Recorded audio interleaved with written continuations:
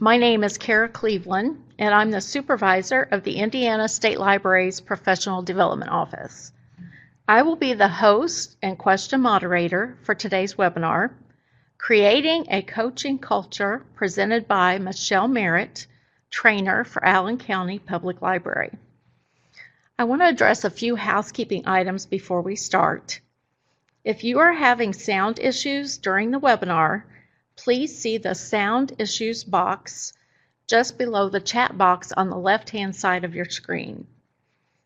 If there is a global sound issue, we will announce it in the chat box. If you are unable to resolve the sound issue you are experiencing, we are recording the webinar and you can watch it offline after it has ended. Again, if there is a global sound issue, we will make an announcement in this chat box. If you have a question, just type it in the chat box on the upper left side of the screen. I'll be watching and we'll get your question to Michelle when she's ready. There should also be time near the end for questions. The session today is worth 1 LEU, and your certificate will be available at the download at the end of the webinar. Also, today's webinar will be recorded and archived. After the webinar has been transcribed, it will be available on the Indiana State Library's Archived Webinars page. For weekly updates on upcoming trainings and to learn more about what's happening in libraries across the state, please subscribe to the Indiana State Library's e-newsletter, The Wednesday Word, and check our continuing education website for other professional development opportunities. Okay, let's get started. I am now happy to turn the presentation over to Michelle. Thank you, Michelle. Good morning, everyone. First of all, big thank you to the State Library for inviting me back to teach. Always happy to do that, and super excited to talk you through some of the creating a coaching culture. Say that 5 times fast on a Thursday morning. This is a training that we have been adapting for our library here at Allen County in Fort Wayne and the surrounding county, and I'm super excited to share it with you all because we've been implementing these philosophies. Now, as I understand it, there are a few videos loaded in here that probably are not going to play today, unfortunately. So we certainly we can talk through those, and I can certainly send out links later after this today. I can send those links to the team there at ISL and they can get those to you. So let's get started. So again, creating a coaching culture here at ACPL is something we do because of our mission statement. And our mission statement is to enrich the community through lifelong learning and discovery. We take that mission very seriously. That's actually a relatively new mission statement for us. Some of you who have known ACPL for a long time know that we had a much wordier, longer, several sentence mission statement before this. But what we know is that our role really is to foster lifelong learning and discovery. And that's not only with our external customers, and we do refer to our patrons as customers here at ACPL, but it's also for our internal customers, or what you may call your colleague or coworker. We want to make sure that we're building a culture that enriches and develops their learning abilities as well. So that's really where this training comes into play. So, and my apologies that this might look a little bit small for you here, but this is a copy of our strategic plan. We have recently gone through a strategic planning initiative that we are building on, and based on focus areas, goals, outcomes, and investments. This can be found on the homepage of our website if you want to take a look at that there. But again, everything that's done here is built to meet the goals and the desired outcomes of our strategic plan. So let's talk about what coaching is.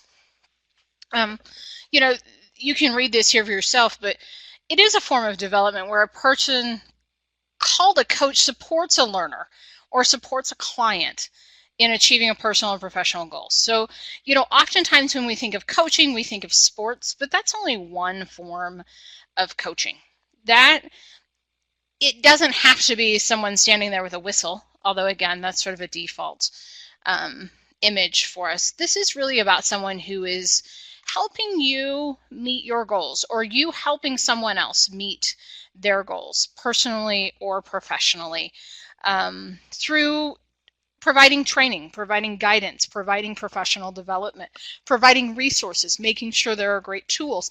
And that tool might be a simple, regular check-in, or it could be something more advanced, like a conference, or going to the state library conference, or ILF, or ALA. Whatever it is for you, what we know is that coaching really is about the individual, and more about the individual being coached than it is about the coach themselves. So, what is a coaching culture? Well, our friends at McGraw-Hill have this statement that I think wraps it up pretty well. It exists when an organization is taking a coaching approach that is key, which is a key aspect of how leaders, managers, and staff engage and develop all their people.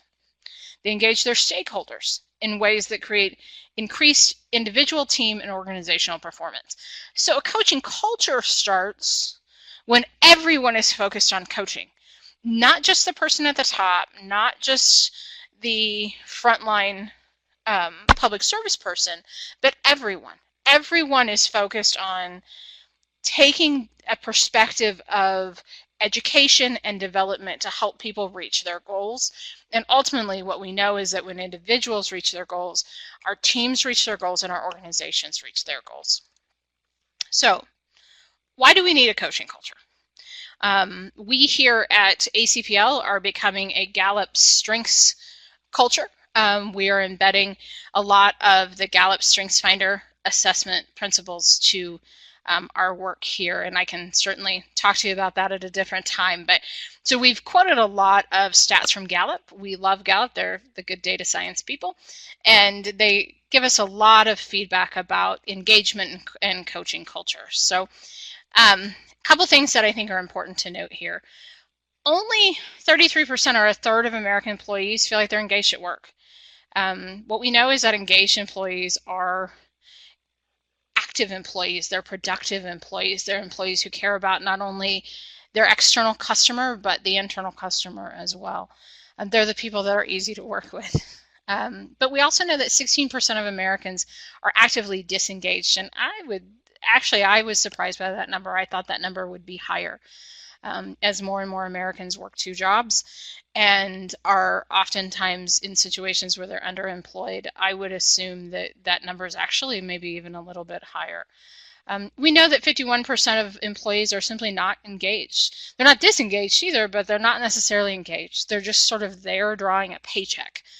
And as we build coaching cultures, what we know is that we can help those people become engaged, which again is not only better for the individual, but is also better for the team and the organization. And then again, 21% of employees strongly agree their performance is managed in a way that motivates them to do outstanding work. That leaves 79% who don't strongly agree that their work is managed in a way that helps them do something outstanding.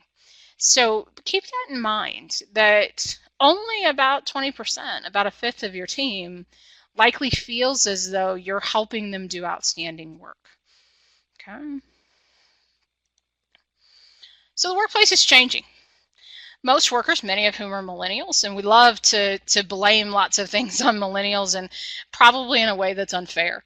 But most workers, many of whom are millennials, approach a role in a company with a highly defined set of expectations.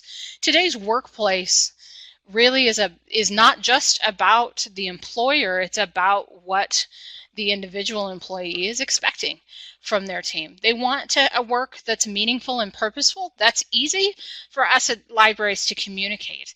But sometimes it's really easy to get pulled down in the minutia and the detail and the bad things that happen that day. And it's really easy to lose sight of the meaning and purpose even of librarian work or library work. So keep that in mind, that everyone on your team needs coach to constantly be seeing the bigger picture.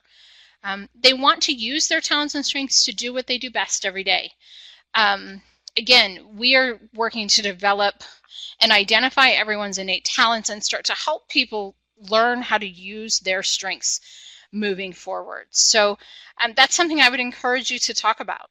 You know, what are people on your team innately good at? What are they passionate about? And how do you build on what they're good at? Instead of trying to correct what they're bad at, what are they good at? What are they great at? And how do we leverage that for the benefit, again, of internal and external customers? They want to learn and develop. People are craving learning. Now, we can all identify the person who has to be drug into training and sits there with their hands crossed in the back of the room and doesn't engage. But here, we want to work with those who are really willing, those who are really excited, and those that want to engage. We believe that you bring your own sense of engagement to our organization and that we provide you the tools to build on that. So they want their job to fit their life in the new workplace. And we certainly want to be able to foster that and still build solid relationships that benefit external customers and the library as a whole. So let's talk about taking ownership of your role as a coach and as a leader.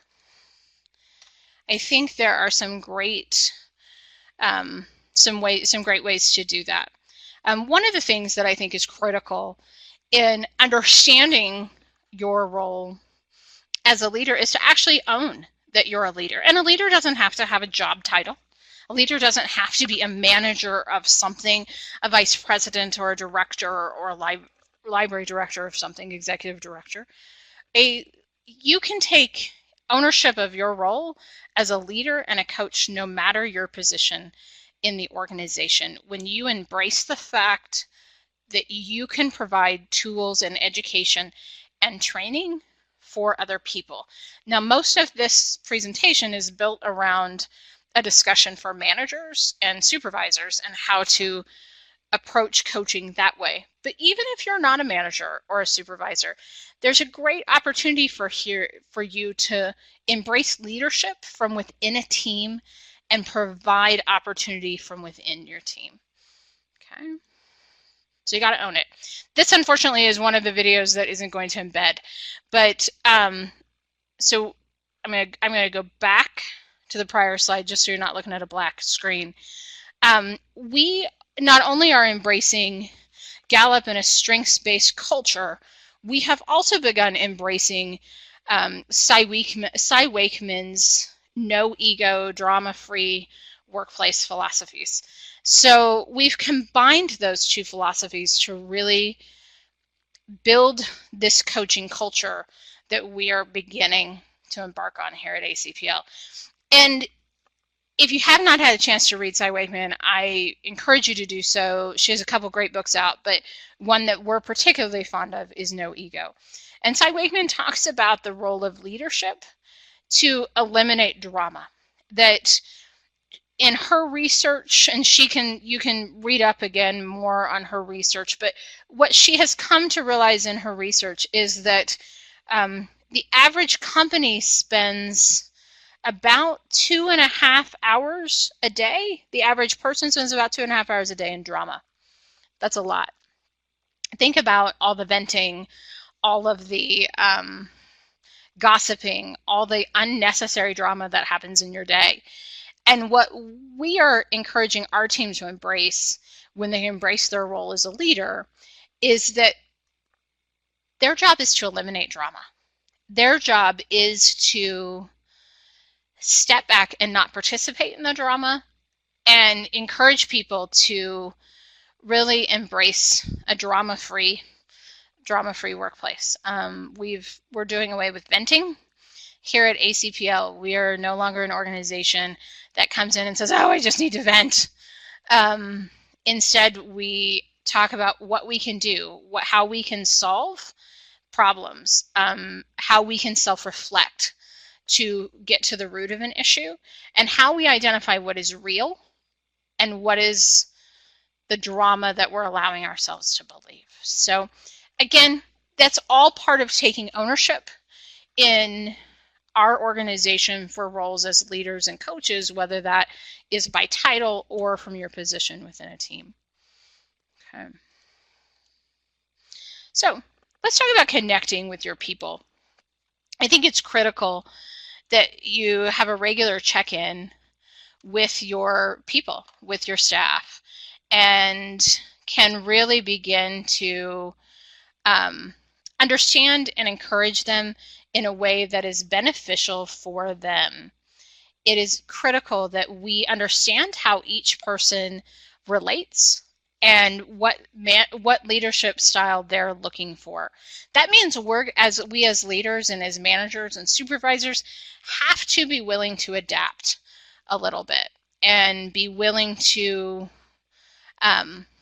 really understand and adjust our style to fit that of the person on our team.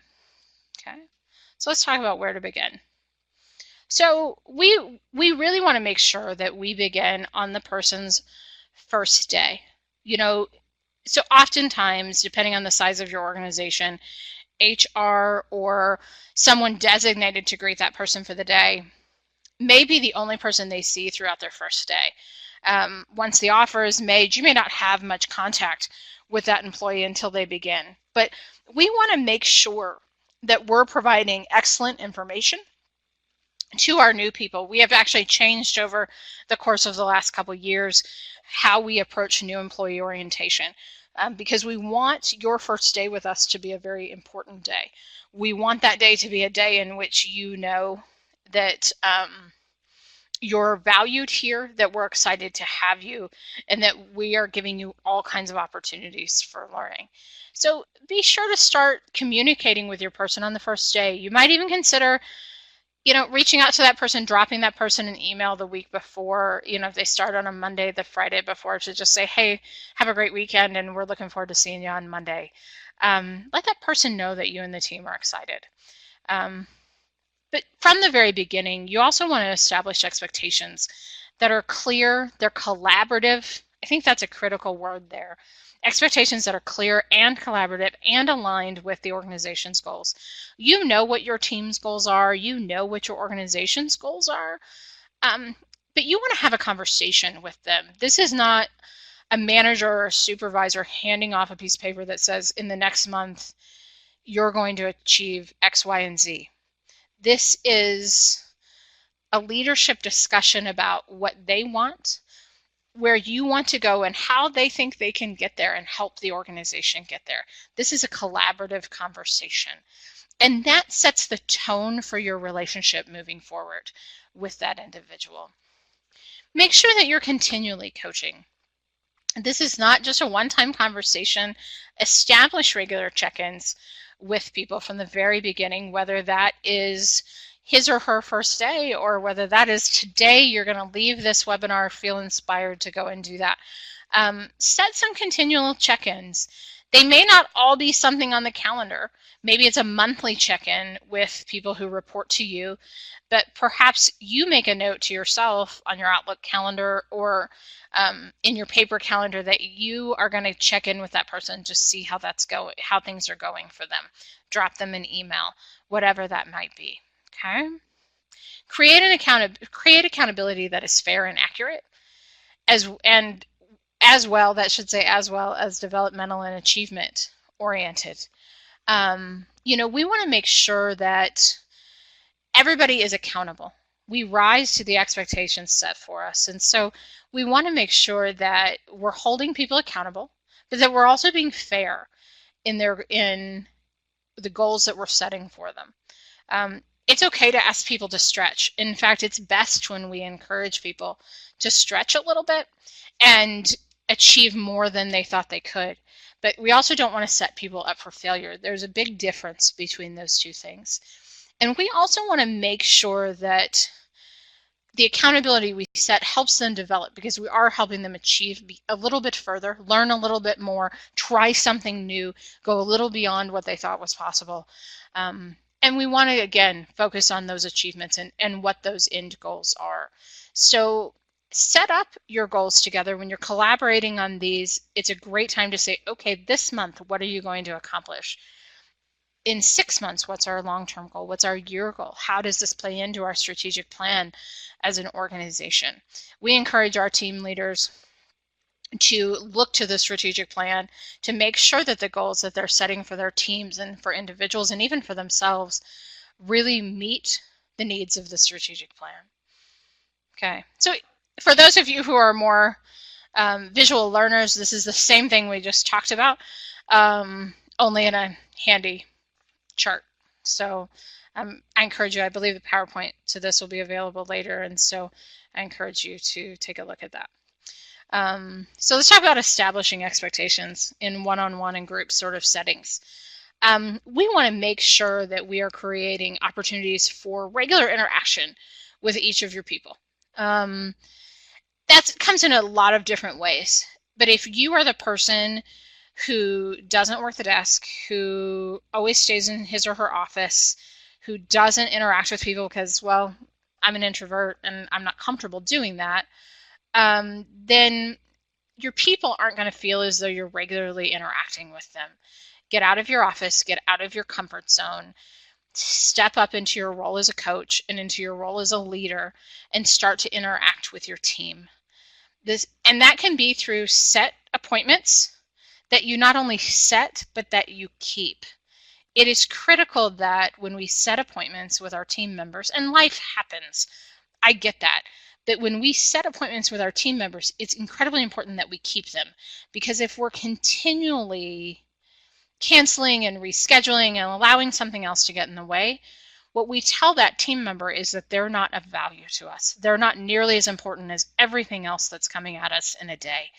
And that does not build a good culture. So, give yourself opportunities to interact and meet and talk. Perhaps you have a coffee maker in your office because it's just easy and you drink coffee all day, but everybody else goes to the staff kitchen to make their coffee. Go to the staff kitchen and get your coffee with everybody else. Interact with people. Start to learn what's going on in their day-to-day so that you can begin to have those organic sort of conversations. Another thing to consider too is a daily or a weekly stand-up meeting. I've led these many of times where the teams that I lead will all gather in one space if you have the luxury of being in one location. And for the first 5 minutes of the day, we'll share what they're working on that day. No one's allowed to sit down. That's why they call them stand-up meetings, because if you sit down, chances are you're going to stay longer. But everybody else stands up and you're able to share what's going on in your world, and the conversation becomes more collaborative. And at that point, we start to build goals and ways to achieve those goals. So that's just one potential tip that has worked for me over time. Have frequent, focused, and future-oriented coaching conversations. So again, these conversations are coming in a variety of ways. They might come in an organic conversation in the kitchen. They might come in a focused one-on-one meeting. They might come in your regular staff meetings. It really just depends on how your organization is set up. But if you're not purposely doing these things now, I strongly encourage you to start doing that. And then again, focused conversations, don't let the conversation derail. Make sure that these conversations are focused on what your agenda may be, and in this case it's goals and where you're headed and where that individual is headed, how you can help, what tools you can provide for them. And oftentimes as coaches we want to say, how can I help you? How can I help you do better? People may not feel comfortable in the beginning answering that question if you don't currently have this kind of culture, right? Or they may not know the ways in which you can help them. So sometimes it's more about listening and proposing ideas on how you might be able to help than it is on expecting them to bring their questions and their needs to the table right away. And then future-oriented. We always want to be looking toward the future of the organization. So often people will get marred down in what has been, what used to be, why, we've tried this in the past and it just hasn't worked. So, and that was in 1962, so there's no way it's going to work in 2018. And so therefore, it's just not going to work and I'm not going to do it. No. Our role as leaders and as coaches is to pull people out of that rear-facing perspective and move them to a future-oriented conversation. And we do that when we're constantly future-oriented and showing them where we need to go. So it starts with us and not allowing ourselves to fall back into what used to be or how something didn't work in the past. The other thing I'll share is that we are really switching here, and this is certainly a Cy Wakeman teaching, but we are focusing more on empathy than sympathy. What we find is that when we empathize with someone, we recognize that it may be hard for them, but our goal is to help that individual self-reflect on what they can be doing differently, what they need to help improve so they can get to that goal, whatever that goal may be. So the difference, as Cy Wakeman points out, is really to begin focusing on how we help them and the language we use. So if marketing is pushing out an initiative that is going to cause more work for your team, if you approach your team and sigh heavily and roll your eyes and say, well, I know this is going to cause us a lot of drama, but marketing says we have to. If that's your approach, you immediately put your team into a negative space. But if your approach becomes, marketing has this new thing that they want us to try, I've promised them we're on board and we're going to make it work. What are your ideas on how we make this happen? And don't accept conversations about how it won't.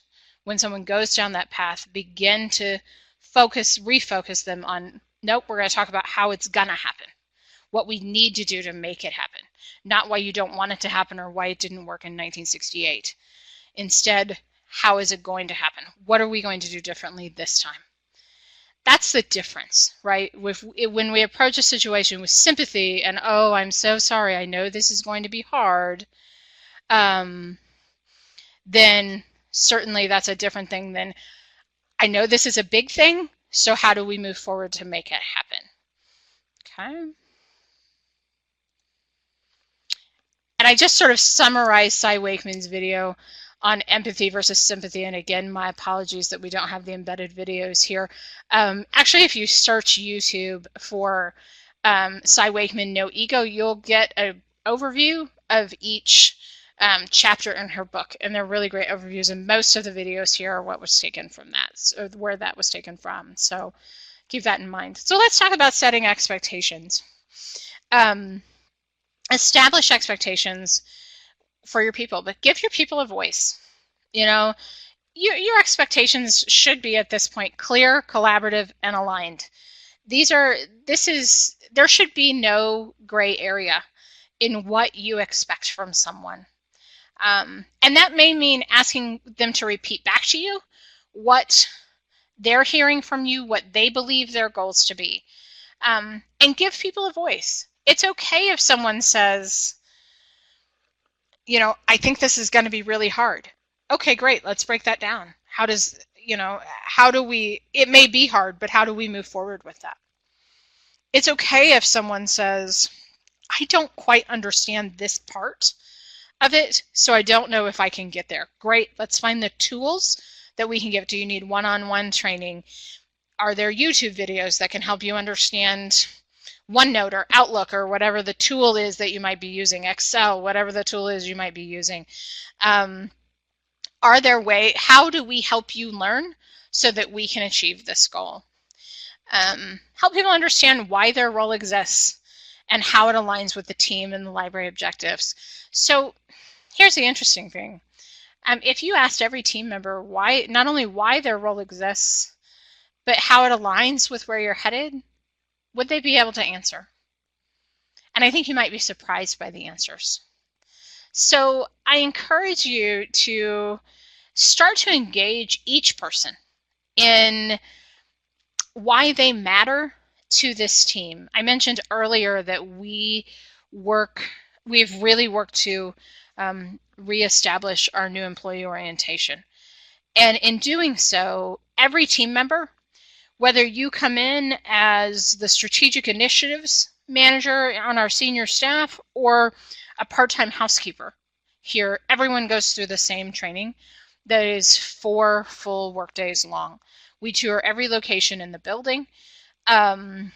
We establish interaction with our senior staff, with members of our management team on ethics, on organizational history, all of that. Because we want each person to understand the critical nature of their role and that no role in our organization is more important than the other, because it all has to align with where the library is headed.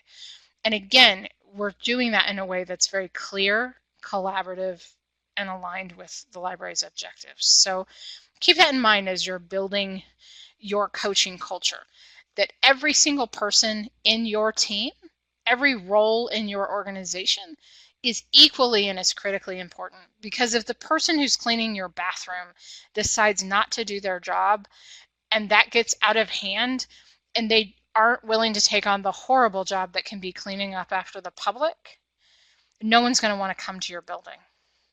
In the same token, if your library director decides to quit showing up and leading, no one's going to want to come to your building after a while, or no one's going to want to come be a part of your team. So everybody has a critical role, and we want to make sure that we share that. Okay, so be clear. My team knows that I often say, let's be clear, or let me be clear. But we want to make sure that we begin with the end in mind. Again, what are your library's goals? And and maybe your library has to ask even before they establish that, what are the community's goals? Not what we think the community wants. What is the community telling us we need? That was the big question that ACPL undertook when we began to develop our strategic plan last year. What does the community need from us? Not what we want to push out to the community. And that's really our end goal, is providing what the community needs from us. So for you, begin with the end in mind. If that is the community's goals, the library's goals, your team's goals, your individual goals. Make sure that you know how to get there. That's how you build this roadmap and coach someone down this path. Define what success looks like and how it will be measured. Every person should know what a good job looks like. They should also know what a bad job looks like. So this will help them prioritize their day, right? So when they know what success is going to look like, they can map out how to get there. They can also know how things could be measured that way. Help people prioritize their day, as I mentioned. Be clear about what is your top priority for them, so that they know what to work on first. Ask clarifying questions so that you're sure you both understand. Your people, as I mentioned, may not feel comfortable yet building a relationship with you. This may take time. So it's our job as coaches and as leaders to ask the clarifying questions. It's our role to make sure they understand. It's not our role to make sure they're engaged. It's our role to make sure that they understand and provide them the tools to do so. It's their role to choose to step into that and be engaged. But we want to make sure that we have provided everything possible. And another stat from Gallup: employees that strongly agree their job description aligns well with what they do are 2.5 times, easy for me to say, more likely to be engaged. So imagine if your staff were all 2.5 times more engaged, right? If they really felt confident in their role, if they really felt confident that what they were doing aligned with their job description and with the bigger picture of the organization. Okay. So let's talk about collaboration. Set the goals with your employees. I think we've touched on that enough, and I don't want to beat that to death. But, again, make sure this is a collaborative situation. Utilize their expertise. Everyone has experience. Even the person who's just come out of high school and becoming a shelver, they have experiences they bring to the table too. Honor those experiences and value those. Make that person feel heard. Set goals that are appropriately challenging. If your person can tick off every goal with their eyes closed, they may not be challenging enough. Give your team ownership of their goals. What are they going to do to get there? What happens if you put enough faith in your team to say, okay, here are the goals, tell me how you're going to get there, and let them go their way. If it's not hurting anything, just because it's not the way you would do it, perhaps letting them take their own path to get there is going to build their confidence. It's going to build their engagement. It's going to build their value among their peers when other people see, wow, they had an idea and they ran with it. As long as they're getting to the same goal and they're not harming anything within the organization, maybe the right opportunity there is to give employees ownership of that path. And again, another stat from Gallup, employees that strongly agree their manager involves them in setting their work goals are 3.6 times more likely to be engaged. So that's even stronger than the stat we just looked at before. When we involve people in this process instead of dictating to them, it changes how they work. So let's talk about aligning expectations. Understand and embrace the mission of your organization. This should be true for everyone on your team. If your team can't tell you what the mission of your organization is, that should tell you something. Perhaps we want to make sure that we're living that every day. And it's not just about putting a sign up behind the desk so that you see it when it's in front of your computer, but it's really about living it every day. Does your team see you live the values and the mission of your organization? You're the only one who can answer that. And demonstrate how team members' roles align with the mission. Be clear about that. Ask them, how do you feel like your role here contributes? Make sure they understand that. And again, when we're having frequent conversations, and not just a conversation in November, December at review time, because we have to check that off of our to-do list, but when we're regularly embracing conversation with our team, we can talk through and constantly reinforce why their role is important here. Align individual goals with the team goals to avoid conflict and foster teamwork. As leaders of teams, you know what everybody's individual goals are, especially if you're meeting with those team members regularly. So it's your role to see the big picture and be able to cast that vision for your team and how each person uses their strengths and their talents to build to the team goals. Okay. It also fosters teamwork. When everyone's doing their part because they're engaged with what they're doing, it's a lot easier to work together. Give full effort to personal responsibilities and collaboration with coworkers.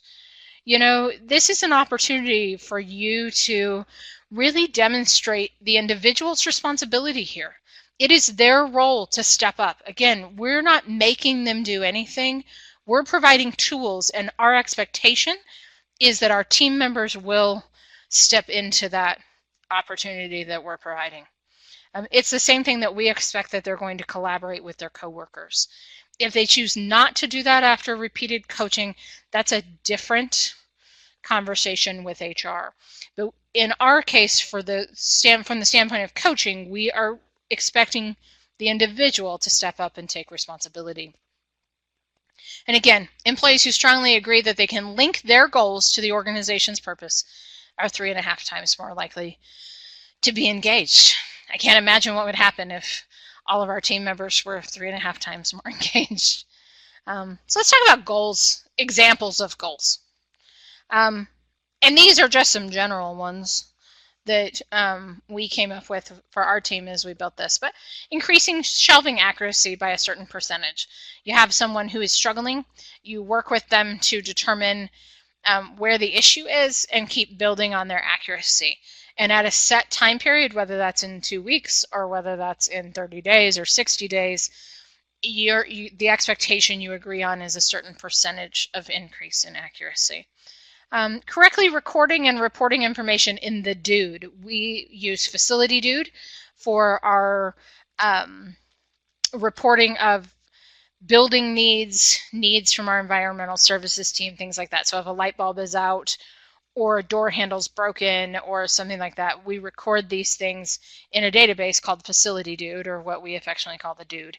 And then that information is sent to our maintenance and environmental services teams. Recording that information accurately and reporting it promptly to our maintenance team helps them do their job better. And it helps them be more efficient in what they do. That's that team collaboration, right? I might be on the front line in reader services, but my role, part of my job, is to make sure that I let maintenance know when light bulbs are out, or when there's a trip hazard because carpet has pulled up, or something like that. That not only helps my external customer, but it also helps my internal customer do their job better. And that's that collaboration that we were talking about. That's a way to set a goal for that if someone isn't continually being mindful. Complete incident reports in a timely manner. We hear, as many of you I'm sure do, complete incident reports when something occurs within our library building. It's critical that those be done quickly and accurately, so that in the event that law enforcement or something like that has become involved, our safety and security team can address that. Identifying and completing 2 or 3 online courses that you'll take this year to benefit your job. There are tons of free courses out there online. Many of you have access to the state library, to lynda.com, and other sources as well.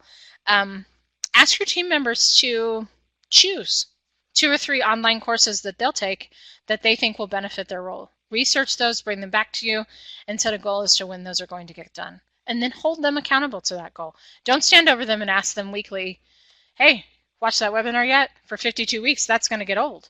But periodically throughout your check-ins throughout the year, where are you at with these goals? And find out what they've done so far. Okay? So those are just a few examples. You want to coach continually. This is ongoing conversations. Frequent, focused, future-oriented. We've talked about all those things, but I can't drive that home enough. Frequent, focused, future-oriented. In all of our discussions all the time. This is becoming our lingo here. And again, we're building on what people are great at, what their innate talents are, and how we develop those into strengths that impact the whole team. So how often do you chat?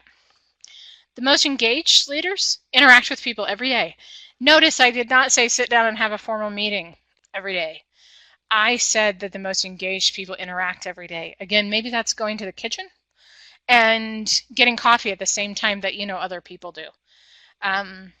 Perhaps that's sitting in the lunchroom and having lunch where other staff members do, where normally you might go out to your car and sit in your car and listen to a book.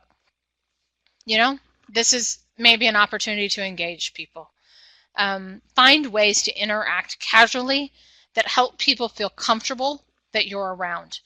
People need to know you care about them and that you're available to support them. Now, that does not mean that everybody gets to bring their problems to work. But it does mean that you care about who they are as individuals and that you are available to support them. One of the things that we are embracing as an organization, and this will shock some of you, is that we are going more and more to what we call a closed door philosophy, meaning that you can't just barge in and begin venting about your drama. Now, we may or may not actually keep our physical doors open, but we are eliminating people's ability to come in and just dump their problems on us, because that's not the appropriate time or place. What we want people to know is that we care about them as individuals, we care about them as team members, and we are available to support them, but we are not going to let them wallow in drama and venting. So If someone brings a problem to us, and as a coach here, people bring challenges to me every single day. And oftentimes my question is, what do you feel like you should do about that? How, what is real? That's something that Cy Wakeman talks a lot about. Don't believe what you hear in your head. Ask yourself, what is the reality of this situation? What do I know for a fact? And then what do I do about that? So we put the ownership back on the person coming in for coaching to say, how do you suggest we fix this problem? Not dumping problems and then expecting it to be solved for them. Use a variety of methods to communicate. Your organization may or may not be okay with texting employees, but and you want to make sure that this is all done in the regular workday. I'm not talking about Facebook. I'm not talking about tweeting with someone, things like that. I'm talking about how you connect with people via email, via Messenger if your organization uses that.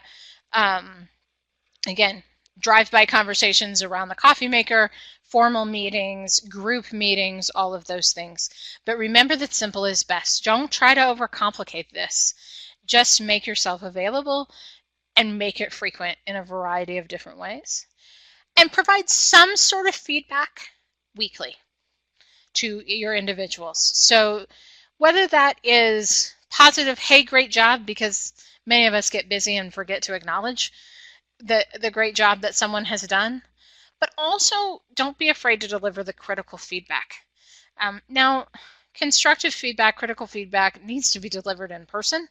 It should not be delivered in an email.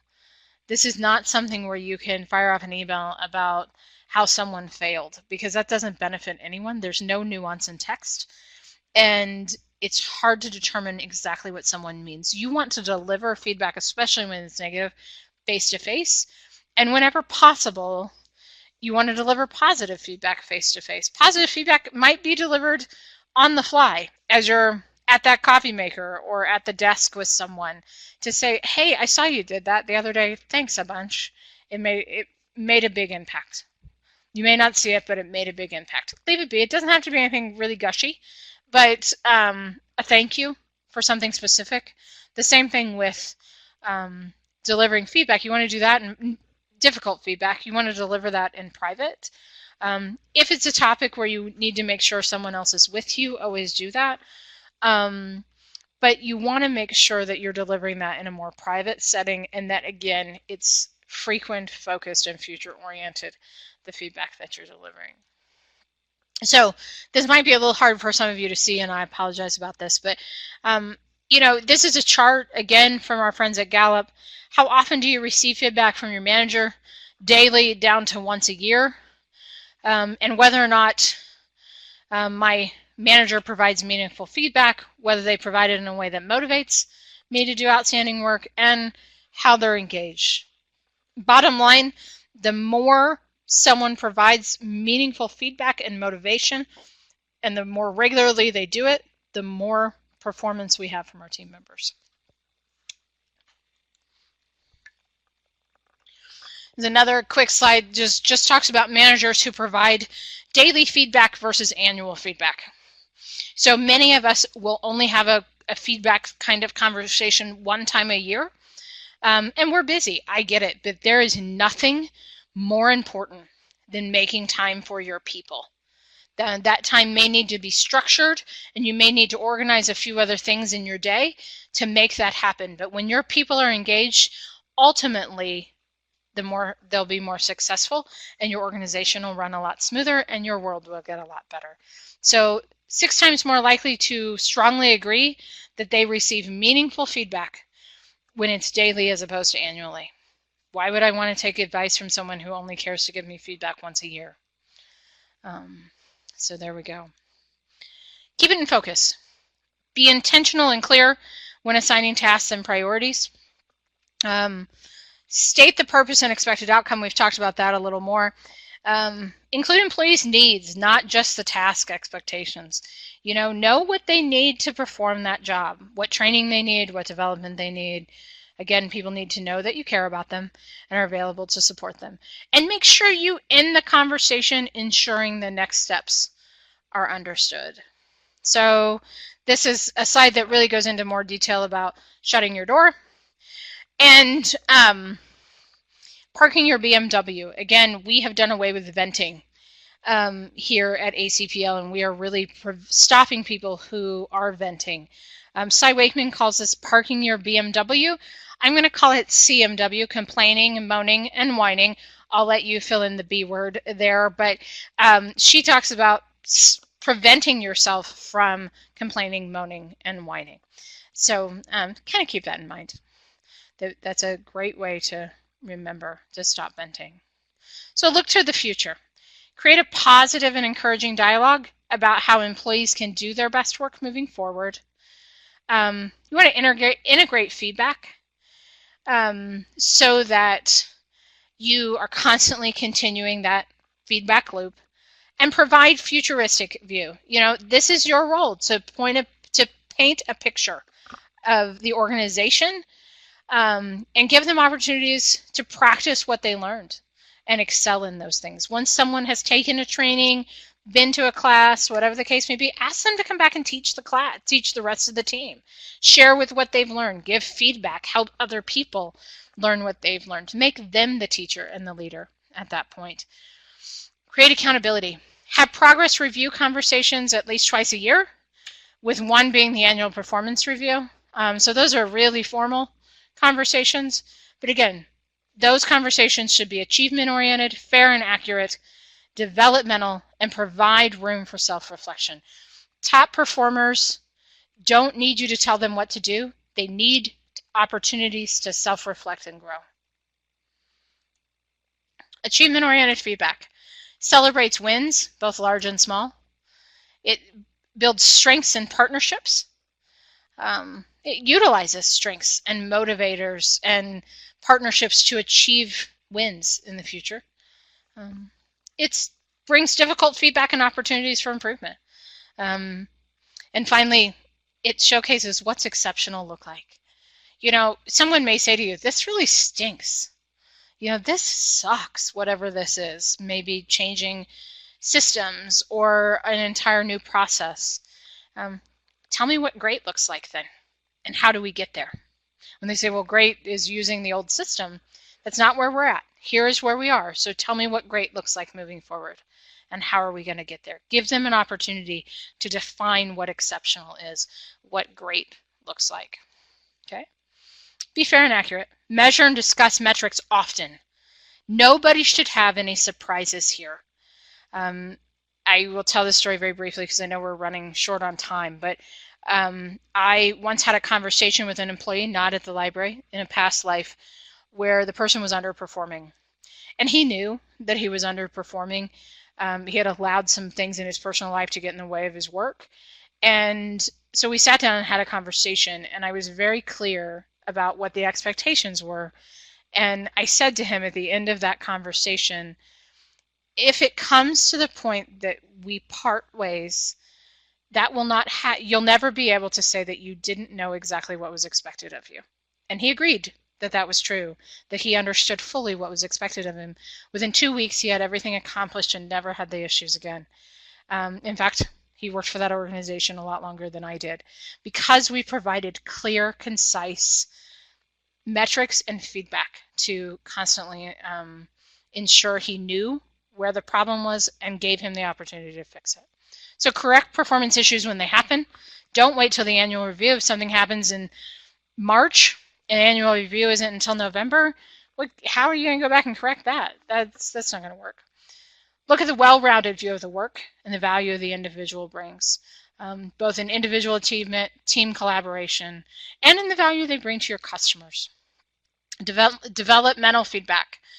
Assist the employee in identifying and meeting their goals for themselves. This, as we've established here, one size does not fit all.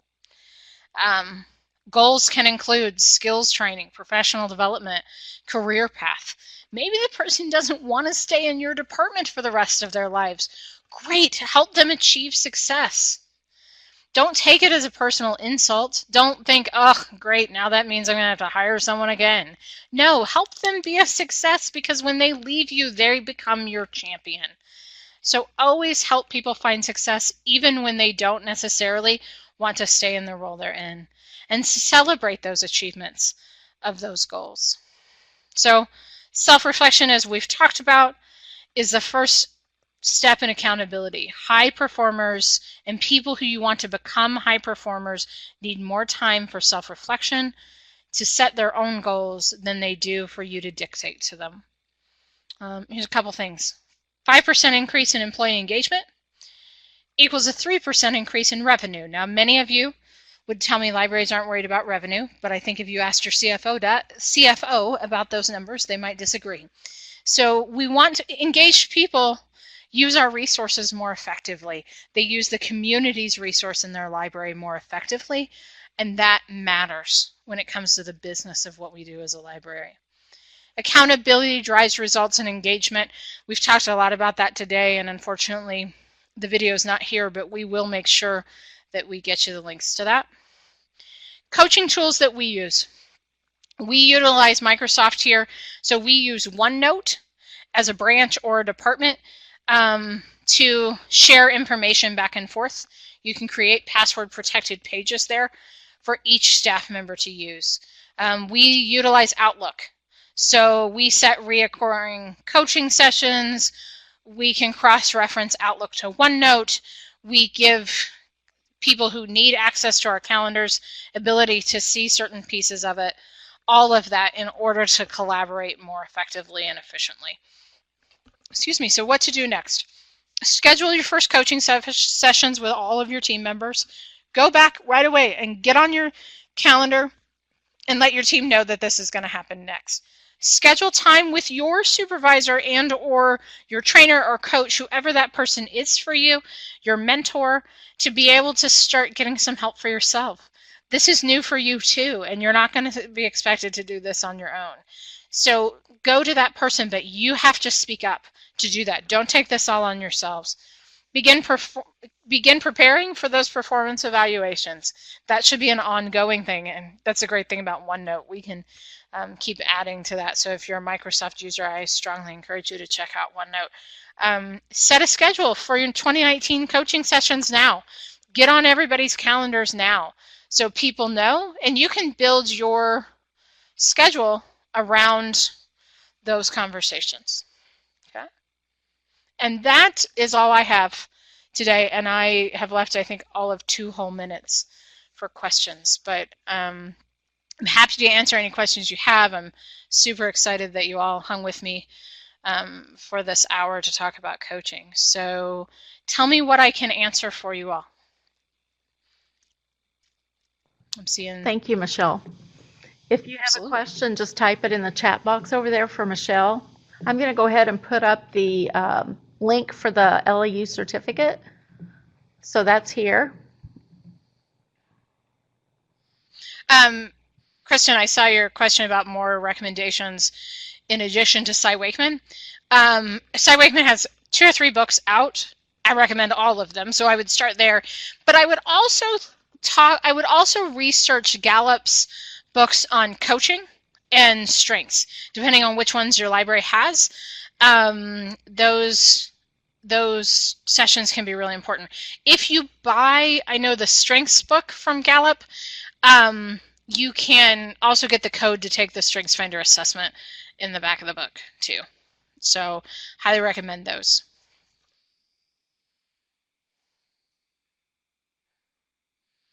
Another book to think about, which is probably, there's a chapter in this book that I think is really great, is Winning by Jack Welch. It's probably 15 years old. A lot of people don't care for Jack's style, and I understand that. But he has a chapter or 2 on HR and leading people and what motivates people that might be valuable for you to look at. I see someone else says Dare to Lead by Brene Brown. That's Catherine, I agree entirely. I think that's a great book as well.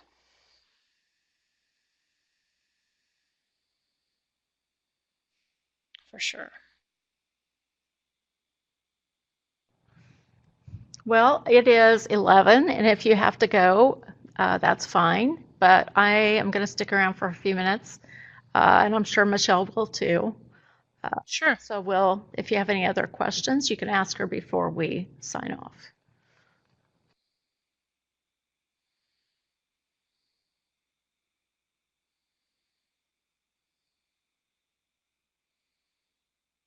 Yeah, thank you all for joining. It's awesome. And thank you, Michelle, for presenting. Absolutely, and we'll get you those links Oh, so okay, that sounds. they're there. Thank you.